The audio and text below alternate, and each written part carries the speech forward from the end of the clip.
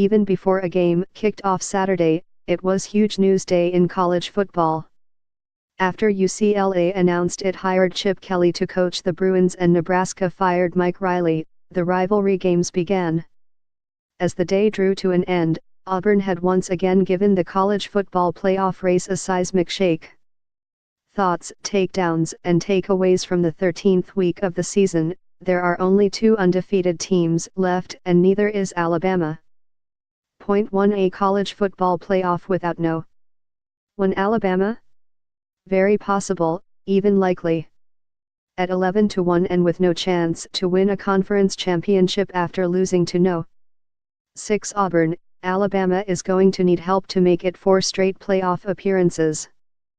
2. The Tide always does well with the eye test, but the resume is light compared to what Ohio State did to reach the playoff without playing in its conference title game last season. Those Buckeyes reached Selection Sunday with 3 wins against top 10 teams, 2 on the road. Alabama's best victories will be against LSU and Mississippi State. 3. The SEC champion is in. The ACC champion is likely in, even with Miami's loss at Pitt. Oklahoma is in if it wins the Big 12. Unbeaten Wisconsin seems like a lock with a Big 10 title. There would be no room for the Tide. 4. What does Alabama need to happen? No. 8. Ohio State, 10-2, beating unbeaten and no. 5. Wisconsin in the Big 10 championship game probably is a good place to start. No. 10 TCU, 10-2, beating Oklahoma could work, 2. 5. It could be an interesting test for the selection committee, seeing how comfortable it is having 2 teams from one conference in the Final Four. The selections could provide insight about how much the committee simply differs to the digit in the loss column and what is the value of a conference championship. 6. So who's no. 1 now? The Tide has been on top of the AP rankings since the preseason. Miami was no. 2. Hello, no. 3. Oklahoma, 0.7. The last time the Sooners were no. 1 in November was 2003.